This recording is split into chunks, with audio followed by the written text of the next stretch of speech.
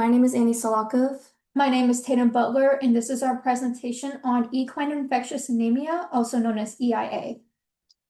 So, what is EIA? EIA is also referred to as swamp fever, and it is a blood-borne infectious disease that results in persistent infections within a horse's body.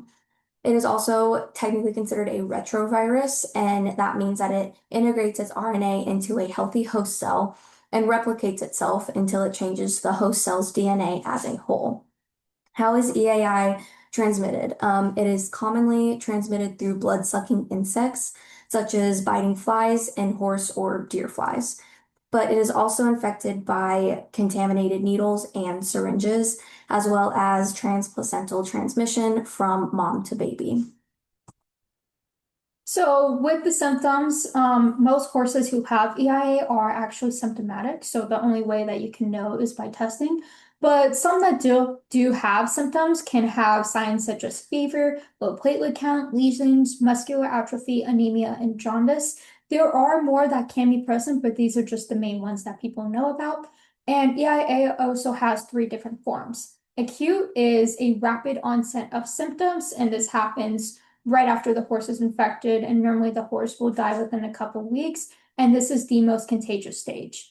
Chronic is due to the immune system response. That's why the horse wouldn't be feeling well. And this is also the stage when most horses are diagnosed with EIA.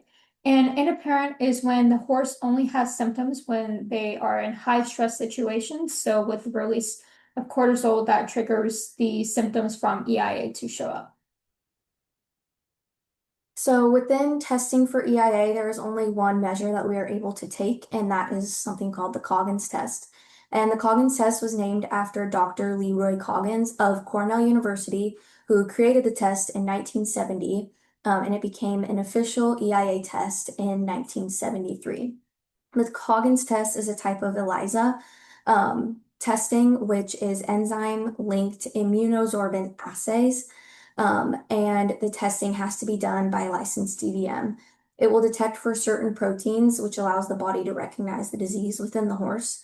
A positive, meaning there is no protein, and negative, meaning there is the protein present.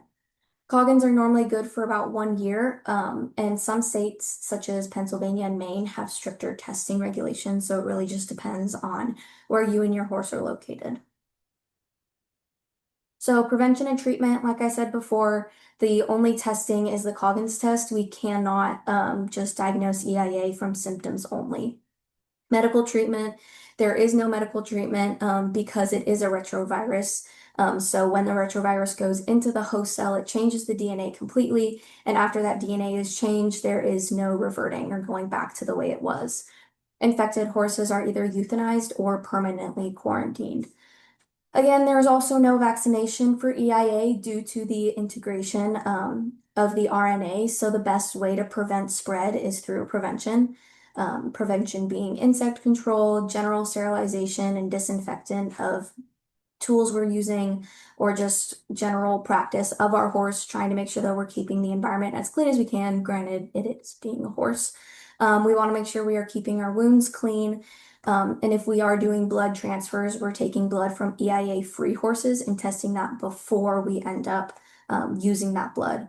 We also want to stay ahead of the game by regularly testing and doing that Coggins test and quarantining if we do feel like this is something that is present and contacting our vets right away. So as of 2025, the most recent data we have on our positive cases is 44 positive cases as of June 5th. And of those 44, 22 or one half of those spawned up probably around late May, early June. And the USDA decided that this was very unusual and they looked into these cases. They were located in Texas, Colorado, California, Kansas, and places all in the southern United States. Upon further investigation, they noticed that all 22 of these horses went to the same clinic located in Texas. And of those horses that tested positive, 95% or 21 out of 22 of them were unfortunately euthanized due to no treatment, and the other one is permanently quarantined for the rest of their life.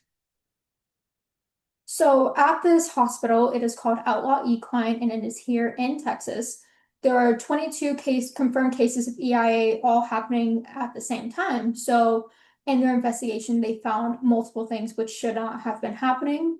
Improper sanitation. So first off, they were reusing syringe or needles and syringes, which is a big no-no in the vet industry. And they said that they were sterilizing, but obviously they weren't following proper protocol if they were in fact sterilizing, because the blood from one horse spread to all these other horses and allowed all of them to get infected. And because of their improper techniques, that's how this outbreak happened. There's also substance mismanagement. So the hospital's controlled substance logs were incomplete, and this is in fact illegal. So they could get into some legal trouble for this. They filled prescriptions for sanolazole for unintended use. So they would order this medication and then use it in improper ways, which they weren't supposed to. And they would also ship this medicine out to other veterinarians in other states, such as Florida, which he was not supposed to do. And sanolazole is also forbidden in use for horses. There was also unlicensed practicing going on.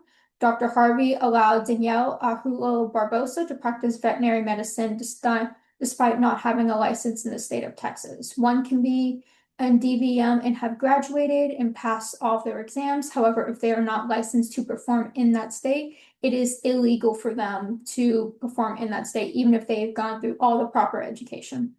There's also been multiple accusations of personal misconduct, sexual and physical assault on employees. One employee reported that him and Dr. Harvey had gotten into an altercation where Dr. Harvey actually attempted to choke him out and attacked him. He's also been accused of practicing under the influence of alcohol, so he would drink on the job and go attend to the medical needs of horses, which is absolutely outrageous. And also, once again, the misadministration of medicines. Dr. Josh Harvey's license was immediately suspended after all of these findings were discovered. So in previous years, we can see that in 1975, there was unknown testing, but we have about 10,000 positive. This is when Dr. Coggins created the Coggins test, so it was unsure of whether or not there were these many cases or if this was just a statistic that we were finding because of the Coggins test, just kind of getting the hang of what it is, how we administer it, and how we read the type of testing. And then when it comes to 2010, and then 2023, we can see that it's drastically decreased because we were able to use those Coggins tests to figure out how we are best to care for our horses. And it is very important that we keep up with that testing to keep these numbers low instead of like in 1975. So that is our take on EIA, and we definitely have learned a lot from this and how we go about handling our horses and testing and really educating our friends and family of what we've learned to make sure that everyone within the horse industry around us, whether or not they went to school or not, is able to understand what Coggins testing is and how important it is.